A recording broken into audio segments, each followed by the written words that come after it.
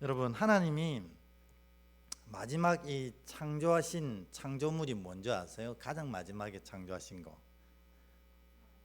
사람. 또 뭘까요? 또 물어보는 건 틀렸다는 얘기겠죠. 하나님이 가장 마지막에 창조하신 거 아담? 아내, 아담의 아내. 네, 하와. 네. 아유, 조금 더 나가 봅시다. 하나님이 가장 마지막에 창조하신 게 뭘까? 가정. 네, 박수 한번 치겠습니다. 네. 가장 마지막으로 창조하신 건 아담을 통해서 하와를 만드시고, 이 아담과 하와가 부부가 되게 하셔서 가정을 만드신 게 가장 마지막 창조물이거든요. 그래서 이 가정에는 좀, 이게 우리가 흔히들 쓰는 말은 아닌데 신학적으로 되게 중요한 말이 뭐냐면, 이 가정에는 구속사적인 비밀이 들어가 있습니다. 구속사란 게 뭐냐면 하나님이 우리를 구원하신 비밀, 그리고 이 구원, 이 비밀을 위해서, 구원의 비밀을 위해서 어떻게 해야 되는지 방법, 이것이 이 하나님의 마지막 창조물인 가정 속에 숨어 있다는 겁니다. 그러니까 여러분, 이 가정이 얼마나 중요한지 몰라요. 이 구속사적 비밀이 있다는 것은 사실은 이 목회자의 생명을 걸고 설교해야 되는 부분이거든요. 왜냐하면 여기에 구원의 비밀이 있고, 이 구원을 완성하기 위한 방법적인 비밀이 이 가정에 숨어 있다는 겁니다. 그러니까 여러분, 이 가정을 위해서 우리가 얼마나 많이 기도해야 될지 이루 말할 수가 없습니다. 근데 이제 오늘 그 가정 속에 숨어 있는 구속사적 비밀, 오늘 설교 제목도 그래서 급하게 바꿨는데 부부의 이 구속사적 의미를 좀 배워보자, 그 얘기를 하고 있습니다. 그래서 이를 위해서 첫 번째 질문, 오늘 질문이 많네요. 왜 부부를 만드셨겠습니까? 그러면 왜 부부를 만들었지? 아담 혼자 잘 살고 하와 혼자 잘 살면 되는데 왜 이걸 굳이 둘이를 만나서 부부가 되게 하셨을까? 왜 그랬을까요? 18절에 그 답이 있어요. 2장 18절 우리 같은 목소리 한번 읽어보겠습니다. 같이 읽습니다. 시작. 여호와 하나님이 이르시되 사람이 혼자 사는 것이 좋지 아니하니 내가 그를 위하여 돕는 배필을 지으리라 하시니라. 아멘. 여기 보면 사람이 혼자 사는 것이 좋지 아니하다, 이렇게 하나님이 얘기하고 계신 거예요. 여기 보면 좋지 아니하다, 이게 뭐냐, 로 토브라고 써 있는데 로는 not입니다. no. 토브는 뭐냐면 선하다 하는 뜻이거든요. 그러니까 우리 사람이 혼자 살 때는 선하지 못하다는 거예요. 혼자 살아놓으니까 이게 선을 이루지는 못하고 선한 삶을 살지도 못하고 온전한 인생을 살지도 못하는 게 인간이더라는 겁니다. 그래서 하나님께서 부부, 가정을 만드신 거라는 겁니다. 그래서 다시 얘기하면 사람이 너무 연약해가지고 혼자서는 제대로 못 사니까 하나님께서 이 부부를 만들어서 제대로 된 삶, 로 토브가 아니고 그냥 로 빼고 토브한 삶을 살게, 선한 삶을 살게 하시려고 가정을 만드신 거라는 거예요. 그러니까 이 성경적인 고백에 의하면 가정은 필수예요, 선택이에요? 필수예요. 필수. 그러니까 사람이 사람으로 살아가기 위해서 가장 중요하고 가장 우선되는 것은 가정이라는 겁니다. 부부가 만나야 제대로 된다는 거예요. 그러니까 성경은 이 결혼과 가정을 필수적이다라고 선언하고 있습니다. 근데 오늘날 이렇게 젊은 사람들하고 이야기하다 보면요, 가정을 뭐라고 얘기하는지 아세요? 결혼은 선택이다, 이렇게 얘기하는 거거든요. 예. 뼛속에 뭐 사무치는 일 있습니까? 네. 되게 큰 소리로, 네, 감사합니다. 결혼은 선택이라고 다들 얘기해요. 결혼해도 되고 안 해도 되고. 벌써 얼마나 우리의 생각과 사상 속에 사단이 깊숙이 뿌리 내렸는지 금방 알 수 있는 거예요. 여러분, 결혼은 선택 아닙니다. 특별히 결혼 안 한 젊은 분들 결혼 선택이라고 생각하시면 절대로 안 됩니다. 반드시 하나님이 우리를 온전케 하시기 위해 만드신 필수라는 거예요. 그래서 꼭 결혼하시기를 축원합니다. 네, 어이구 뭐 이미 결혼했기 때문에 뭐 남들 결혼하든 말든 상관없다고 대답도 안 하시네. 네, 여러분 이게 필수입니다. 인간이라면 반드시 결혼해야 된다. 이게 하나님 뜻이라는 거죠. 근데 요즘엔 선택이라고 얘기하고 어떨 때는 거추장스러워요 이렇게 얘기할 때가 있어요. 특별히 요즘 이제 이 캐리어 여성들, 이 직업을 가지고 있고 스스로 돈을 버는 여성들은 결혼 굳이 그거 할 필요가 있냐는 거죠. 왜냐하면 결혼하면 진짜 귀찮거든요. 우리 그 여자 성도님들 결혼하면 안 귀찮아요? 엄청 귀찮게 하잖아요. 나 혼자 잘 먹고 잘 살 수 있는데 뭐 굳이 결혼해가지고 짐을 하나 더 지냐는 거죠. 근데요, 나중에 보면 오늘 성경 본문에 보면 그럼에도 불구하고 결혼해야 되는 이유가 있어요. 이 왼수 덩어리 같은 거, 이 귀찮은 거, 이 힘든 걸 왜 해? 난 혼자 살 거야. 아닙니다. 결혼을 해야만 깨달을 수 있는 비밀이 있다는 겁니다. 어쨌든 이 가정은 하나님께서 우리를 온전케 하시기 위해서 마지막으로 세우신 하나님의 선물입니다. 그런데 이 가정이 자꾸 무너지고 있어요. 요즘에 뭐 예수 믿는 사람들은 다를까? 절대로 그렇지 않아요. 교회 안이나 교회 밖이나 이 가정이 무너져가는 모습들이 얼마나 안타까운지, 여러분 제가 그래서 조직신학을 전공하고 있다가 갑자기 하던 전공을 다 멈추고 상담심리학을 박사를 전공한 이유가 무너지는 가정이 너무나 안타까워서 그랬던 겁니다. 이 가정이 얼마나 많이 무너지는지 교회 안도 똑같다는 겁니다. 그래서 이 사단이 이 가정을 향해서 엄청난 공격을 쏟아부어 가지고 가정이 와르르 무너지게 해서, 가정이 무너지면 사람의 존재 자체가 무너지고 존재가 무너지는데 신앙이 어떻게 되겠어요? 안 되는 겁니다. 그러므로 여러분, 이건 틀림없는 진리인데 우리가 믿음이 엄청 좋아지면 가정에서 부부들이 되게 알콩달콩거려요. 아멘. 우리가 믿음이 떨어지면 부부들이 대문대문하기 시작한다는 겁니다. 이 틀림없는 진리입니다. 이번 이제 지난주에 제가 목사 수련회를 갔다 왔는데 저희 사모님이랑 저랑 이렇게 목사 수련을 가면서 여러 목사님들을 보면서 참 나이가, 제가 이제 목사에 가면은 되게 어린 편에 속하거든요. 제가 이래봬도 그게 가면 연계입니다. 우리 사모님은 또 완전 제일 어리거든, 막내거든요. 근데 우리가 제일 어린 입장에서 이게 어른들 부부들을 이렇게 보니까 야, 저 나이에도 저렇게 알콩달콩 할 수 있나, 그런 생각이 드는 거예요. 어디 이렇게 가는데 꼭 부부가 손을 잡고 가더라고. 그 나이에 60이 다 돼가지고 60이 넘어서 손 꼭 붙잡고 가요. 우리도 손 안 잡고 가는데. 그리고 앉아서 얘기하면 막 서로 막 꿀이 뚝뚝뚝 떨어지는데 제가 그렇게 생각했어요. 야, 믿음이 좋아지면 부부 사이가 좋아지는구나. 반대로 부부 사이가 이렇게 아름다워지니 믿음이 든든히 서글 수밖에 없구나, 그런 생각을 했다는 겁니다. 여러분, 믿음과 이 부부 사이는 항상 정비례입니다. 그러니까 여러분, 부부가 자꾸 티격태격 한다면 기도하러 나오셔야 됩니다. 말씀을 묵상하셔야 돼요. 왜냐하면 믿음이 떨어졌다는 증거거든요. 근데 믿음이 좋아지면 서로가 다 용서되고 용납되고 섬기게 되는 겁니다. 근데요, 이런 얘기 좀 미안하지만 교회가 어려운 교회들이 몇 교회가 있거든요. 그런 어려운 교회 저도 아니까, 같은 노예고 시찰이니까 어려운 교회 목사님들 이렇게 살짝 보면 부부들이 대문대문해요. 그게 제가 마음이 되게 아팠어요. 그렇구나, 가정이 이렇게 중요한 거구나.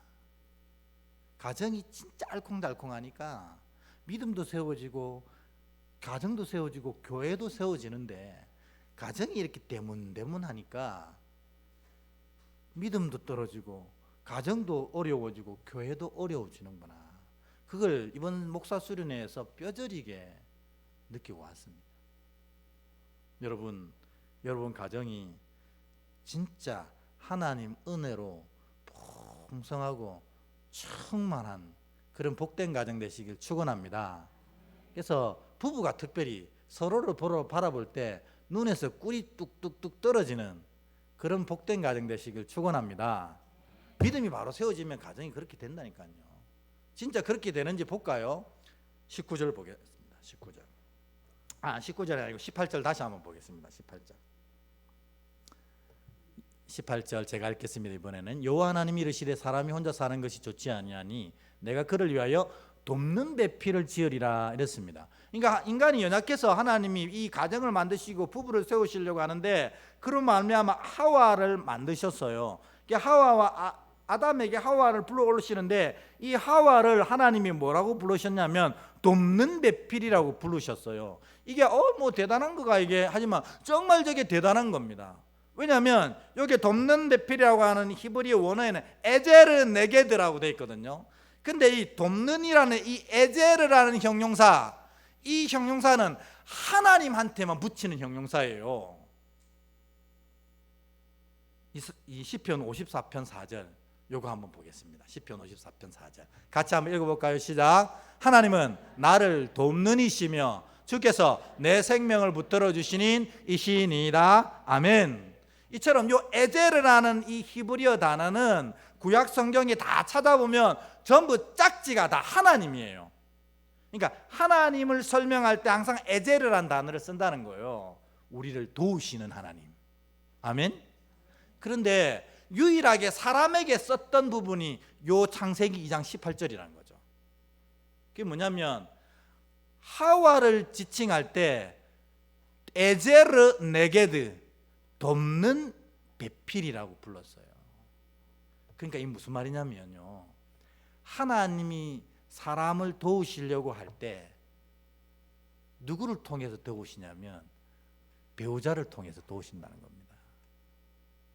하나님의 사도, 하나님의 도우심, 하나님 도우시는 어떤 역사함의 종, 그게 누구냐면 배우자라는 겁니다. 그러니까 여러분, 나는 하나님이 이 사람을 도우라고 보낸 에제르라는 겁니다. 이게 고백되어지는 게 부부라는 겁니다. 그래서 여러분, 만일에 제가 우리 교회에서 아직도 이제 첫 주례를 안 했는데 곧 하게 될 텐데, 제가 이 부부들한테 하고 싶은 얘기가 너무너무 많은데요, 그 중에 이 결단과 고백이 제일 중요하다는 겁니다. 신랑은 신부의 뭔지를 아느냐? 에제르입니다. 에제르. 하나님이 이 신부를 도우시려고 나를 불러오신 거예요. 신랑, 야 신부 너는 이 남편한테 뭔 줄 아냐? 에제르라는 겁니다. 이 찌질한 남편을 바로 세우려고 너를 보내신 거라는 겁니다. 그러니까 서로를 향한 이 에제르의 고백, 돕는 배필의 고백이 부부 안에 있는 놀라운 비밀이라는 겁니다. 그러니까 여러분, 결혼을 하려고 하면 이런 사람하고 해야 된다는 거죠. 서로를 에제르 이렇게 고백하는 사람. 우리가 결혼하다 보면 이렇게 결혼하려고 하잖아요. 우리 믿는 청년들도 마찬가지입니다. 너는 어떤 처자를 만나고 싶니? 이러면 믿음 좋고요, 부모님도 신앙도 좋고요, 그래 너 기준 참 좋구나, 나중에 못생긴 여자 소개시켜주면 거들떠도 안 봅니다. 정말 믿음이 좋은데도. 진짜 그 아버지 어머니는 장로님 권사님이라 교회 기둥 같은 일꾼인데도 그 처자 소개시켜주면 성격이 안 맞는 것 같아요 이럽니다. 못생겼다는 뜻입니다. 다 이것만 봅니다. 여자들은 뭐 볼까요? 연봉이 어떻게 돼요? 그것만 보거든요. 틀림없습니다. 제가 이때까지 이 청년들한테 엄청난 상처받은 게 그겁니다. 결혼 예비학교를 수십 번 하고 진짜 바른 에제르, 제가 왜 설교 안 했겠어요? 에제르 막 드립다 설교하고 했는데 막상 결혼 순간에는 이것만 보고 이것만 보더라니까요. 여러분, 그거가 부부가 아니라는 거죠. 그래 결혼하니까 교회 안에서 많은 가정의 문제들이 생기는 거예요. 결혼은 어떻게 무엇 때문에 결단하냐면 내가 저 사람의 에제르라는 결단이 있을 때 결혼하는 거예요. 내가 저 사람을 저렇게 찌질한 저 사람을 내가 완전하게 세우려는 결단, 나는 그의 에제르 내게보다 이런 결단이 있을 때 결혼을 하는 겁니다.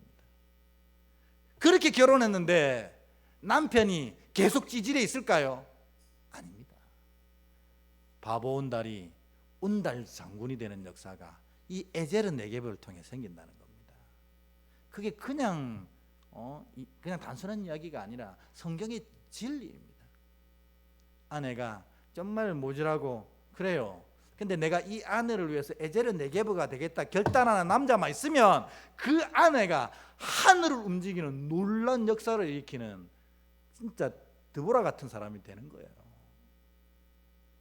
그래서 여러분, 오늘 결혼하신 분들 다시 고백해야 됩니다. 나는 내 배우자의 뭐라고요? 에제르 네게보다 돕는 배필이라는 겁니다. 그럼 남편이 찌질하면 찌질할수록 좋아요. 왜냐하면 내 할 일이 많기 때문에. 하나님이 이래 찌질한 남편 때문에 나같이 위대한 사람을 붙여주셨구만. 그렇게 고백해야 되는 겁니다. 아내가 정말 볼 거 없어도 좋아요. 그렇기 때문에 나를 이렇게 잘생기고 훌륭한 나를 붙여주신 거거든요. 이런 고백이 부부 속에 있어야 합니다. 왜냐하면 하나님이 그렇게 정해놓으셨거든요. 여러분 결혼하신 분들, 여러분 스스로가 배우자의 돕는 배필임을 결단하시는 복된 시간 되길 축원합니다. 이 사람은 이제 내한테 달리는 거예요. 네가 못해서 딱지색이다가 아니라 못해서 내가 나한테 있는 거예요. 또 앞으로 결혼하실 우리 청년들은 그런 결단이 있을 때만 결혼하세요. 내가 쟤하고 결혼하면 이런 도움이 있고 이런 이익이 있겠지. 그 결혼은 곧 망합니다. 왜냐하면 가도 그런 생각하고 결혼하거든요. 그러니까 서로 싸우다가 말아버리는 거예요. 나는 그 사람의 에제르 네게브가 되겠다는 결단이 있을 때 진짜 참 가정이 이루어지는 것입니다. 이것이 하나님이 마지막 창조하신 가정의 첫 번째 비밀이라는 것입니다. 그런데 두 번째 비밀이 뭐냐? 두 번째 비밀은 우리 21절 22절에 있습니다. 21절 22절 우리 같이 한번 읽어보겠습니다. 시작. 여호와 하나님이 아담을 깊이 잠들게 하시니 잠들매 그가 그 갈빗대 하나를 취하고 살로 대신 채우시고 여호와 하나님이 아담에게서 취하신 그 갈빗대로 여자를 만드시고 그를 아담에게로 이끌어 오시니 아멘. 오늘 이 첫 번째 가정의 비밀은 뭐냐면 서로 간의 에제르 네게브가 누구냐를 하나님 알려주셨어요. 그래서 남편 잘못하는 것은 결국 누구의 잘못인가요? 남편은 원래 찌질합니다. 누구의 잘못인가요? 아내의 잘못인 겁니다. 아내가 정말 진짜로 별거 아니면 누구 잘못입니까? 남편의 잘못입니다. 근데 두 번째 보면 오늘 여기 21절 22절이 이 구속사적 비밀이 숨어있는 장소라고 해요. 오늘 제가 말씀드리려고 하는 거. 그러니까 구원의 비밀이 여기 숨어있다는 겁니다. 뭐냐면 오늘 하나님께서 아담을 맨 먼저 만드시고 하와를 만드실 때 아담처럼 안 만드셨어요. 아담은 어떻게 만드셨죠? 흙으로 빚어가지고 그 코에 생기를 훅 불어넣어가지고 만들어주셨잖아요. 근데 하와는 그렇게 안 만드셨어요. 아담의 갈빗대를 떼서 온전한 사람으로 만들어주셨어요. 그러니까 하와는 아담으로부터 나온 사람입니다. 이거를 사도 바울 선생님은 무엇과 무엇의 관계라고 얘기했냐면 그리스도와 교회의 관계다 이렇게 얘기했어요. 에베소서 5장 22절부터 32절 좀 긴 말씀이지만 이 사도 바울이 이 구절 하와가 아담으로부터 나온 이 사건을 그리스도와 교회의 관계로 바울이 어떻게 해석했는지 보도록 하겠습니다. 22절부터 32절까지인데 저와 여러분이 한 절씩 교독하겠습니다. 아내들이여 자기 남편에게 복종하기를 주께 하듯 하라.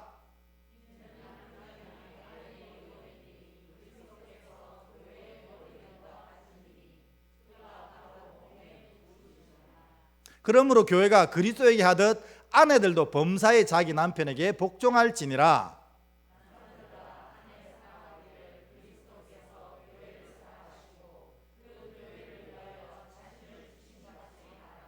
이는 곧 물로 씻어 말씀으로 깨끗하게 하사 거룩하게 하시고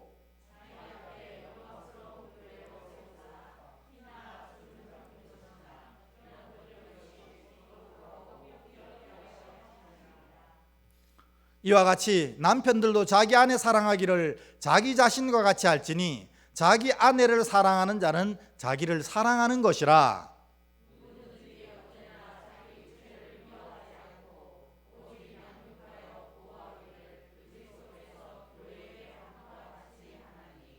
우리는 그의 몸의 지체임이라.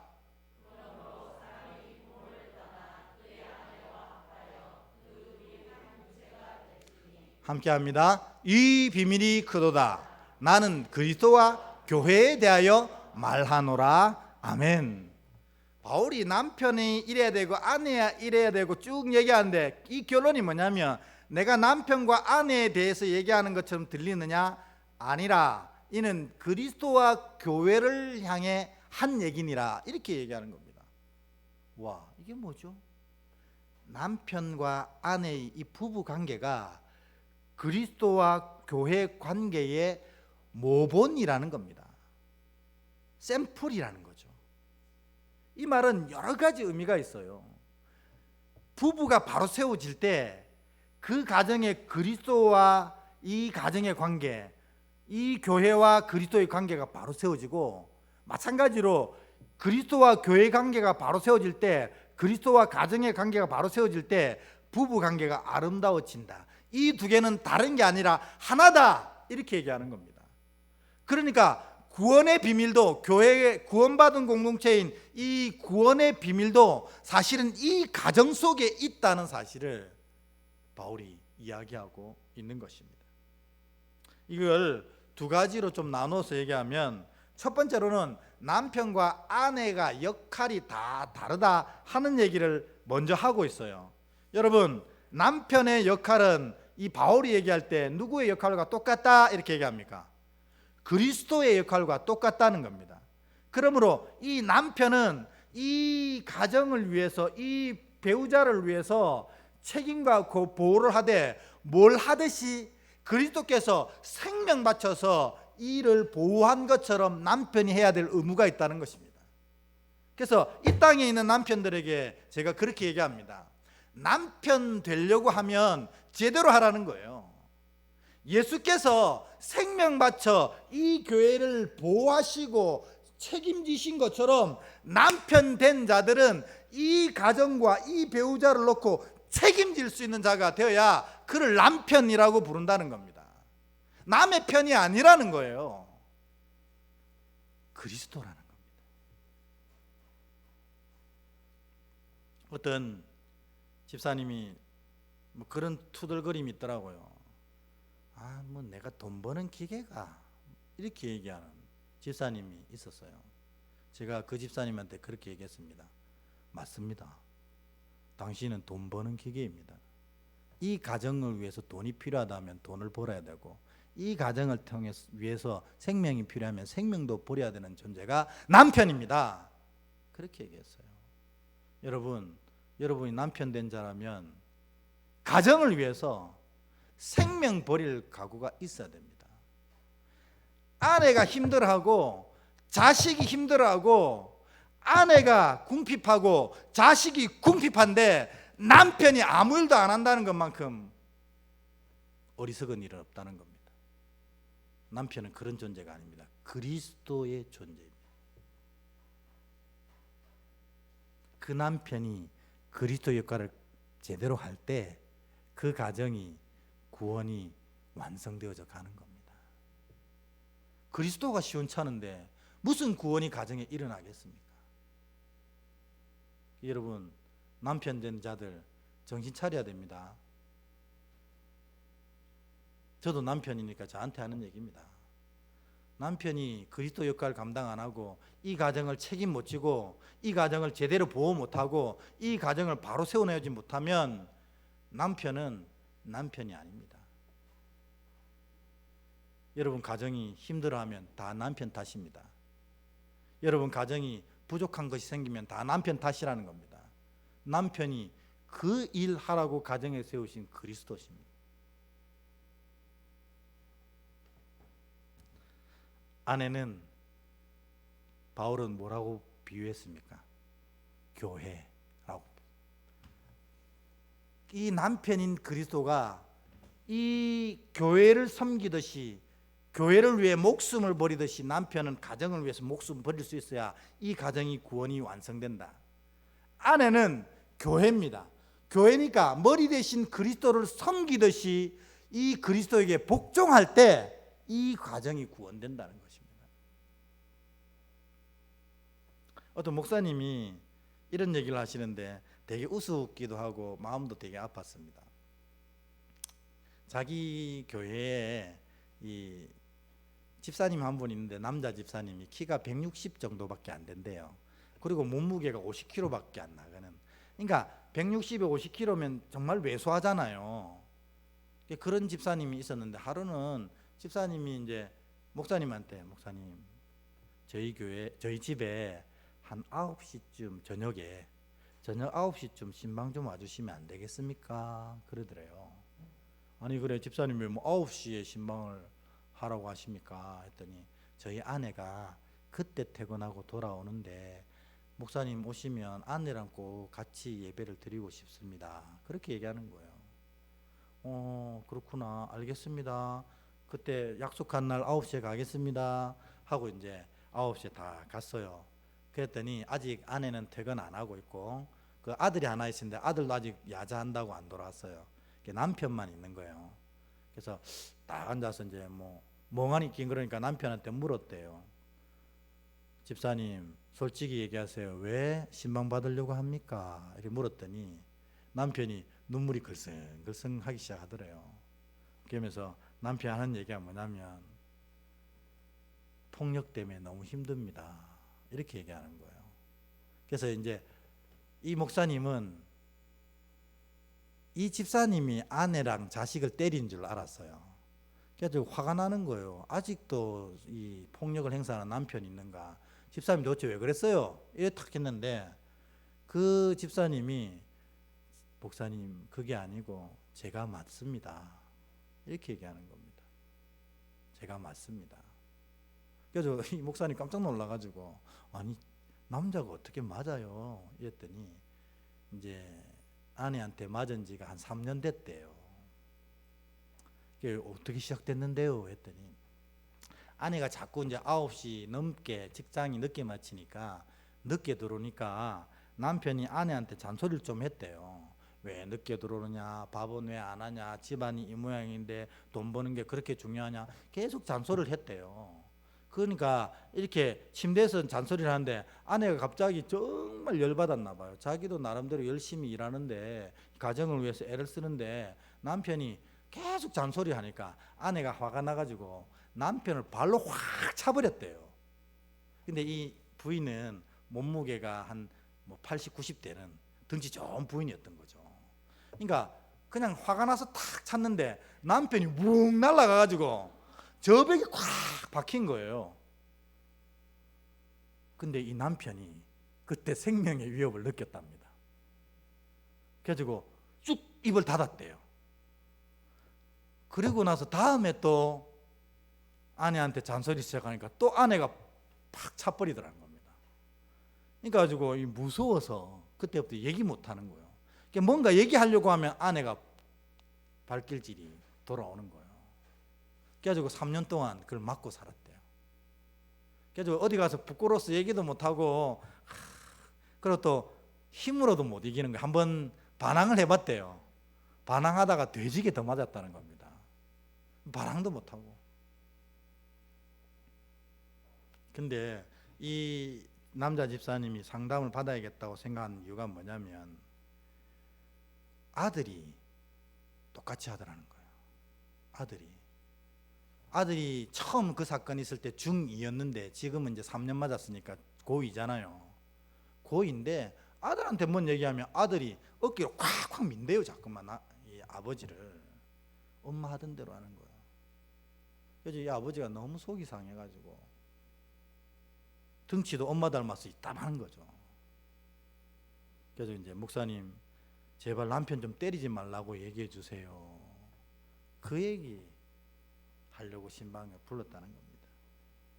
여러분, 이 가정이 제대로 세워져 가겠습니까? 이 구속사적 의미로 밀어보겠습니다. 이 가정이 구원받을 수 있겠어요? 어렵습니다. 이 큰 아들 하나 있는 게 믿음을 제대로 지켜갈 수 있겠어요? 어렵습니다. 남편이 못나도 남편의 머리됨을 인정하는 게 아내 역할이에요. 머리를 머리로 인정할 때 머리가 머리 역할을 하는 겁니다. 근데 그거 없으니 가정이 와라라 무너지는 겁니다. 오늘 바울이 아담에게서 하와가 나왔다는 것은 그리스도에게서 교회가 나온 것하고 똑같아.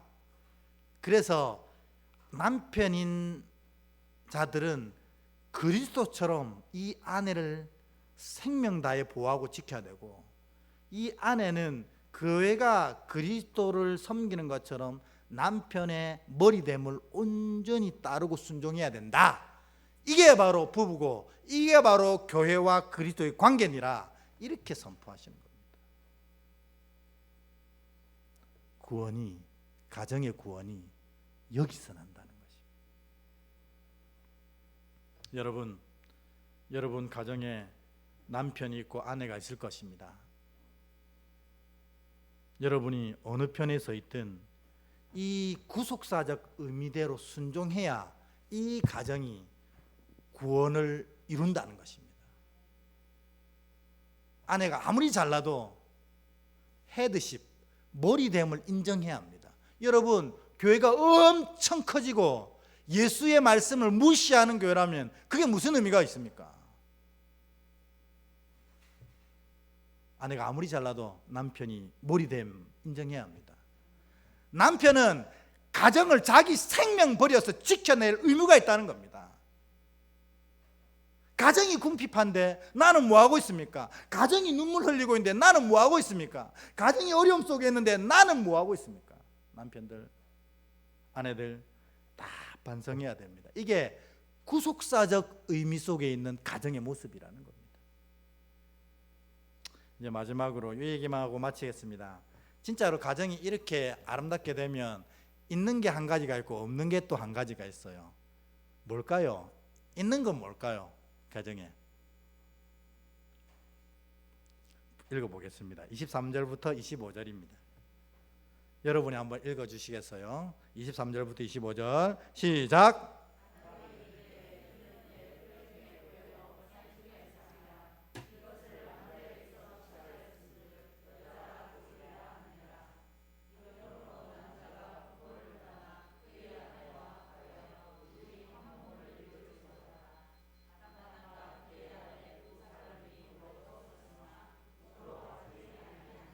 아멘. 가정이 제대로 되면 한 가지가 있고 한 가지가 없는데 있는 게 뭔지 아세요? 23절에 보면 뭐라고 돼 있어요? 내 뼈 중에 뼈요 살 중에 살이라. 사랑의 고백이 넘쳐나는 겁니다. 가정이 되면요 계속 사랑의 고백이 넘쳐나게 되어 있습니다. 여러분, 이제 부부에게 이런 질문, 직구전 질문 잘하잖아요. 여러분, 다시 태어나도 그 사람하고 결혼하겠습니까? 여러분 어떻게 하시겠어요? 네. 나는 다시 태어나도 그 사람하고 결혼할 겁니다. 이러고 있으면 그 남편은 굉장히 힘들다는 겁니다. 지금 틀림없어요. 나는 나 이 남편 최고고 이 남편하고 다시 결혼하고 싶어야 하면 그 남편 진짜 힘들다는 거죠. 그랬기 때문에 내가 그런 감정을 품는 거예요. 남편이 나는 다시 태어나도 이 아내랑 결혼하겠습니다, 이런 고백이 있다면 그 아내는 지금 진짜 힘든 거예요. 그가 그렇게 희생했기 때문에 내가 그런 생각이 드는 거거든요. 그렇게 생각하시는 분들은 오늘부터 반성하시고 배우자에게 진짜 잘하셔야 돼요. 근데 대부분은 10명 중에 9명은 NO! 이랍니다.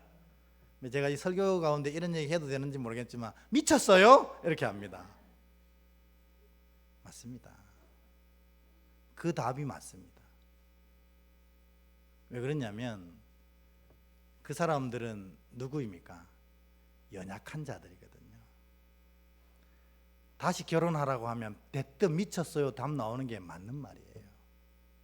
그래서 이런 부부가 만나면 소망을 죽게만 두는 겁니다.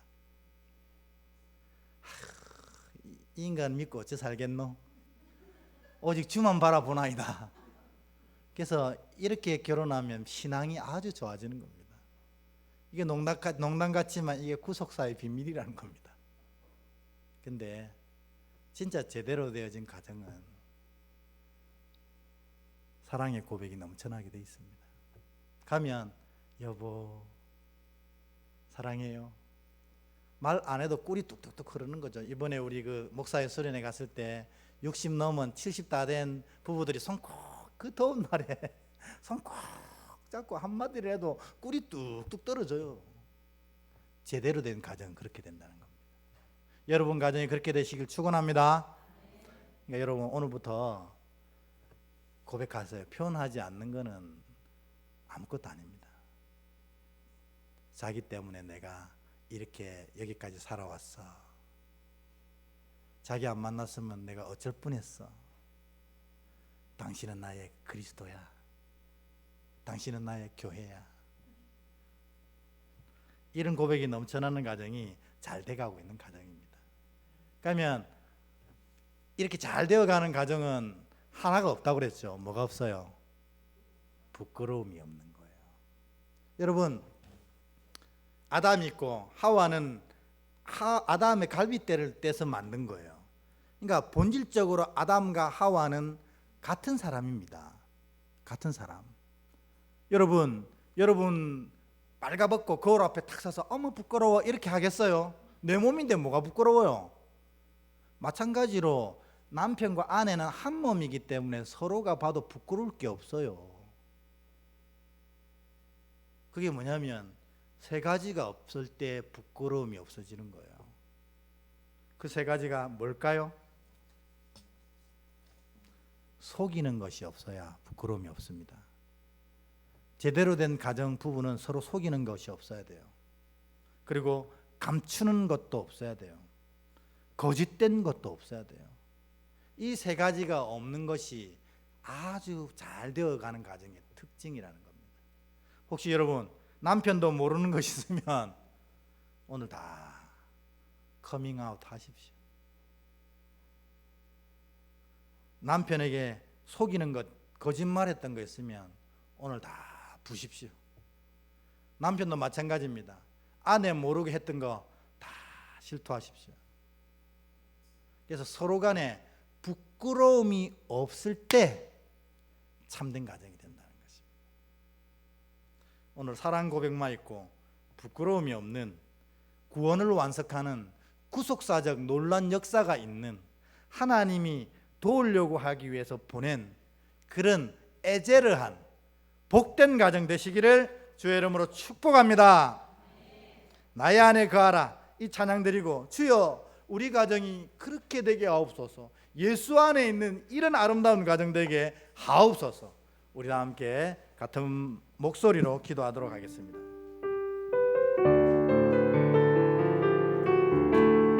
우리 가정이 이렇게 되게 하옵소서. 나의 안에 거하라 나는 내 하나님이니 모든 환난 가운데 너를 지키는 자라 두려워하지 말라 내가 널 도와주리니 놀라지 말라 내 손 잡아주리라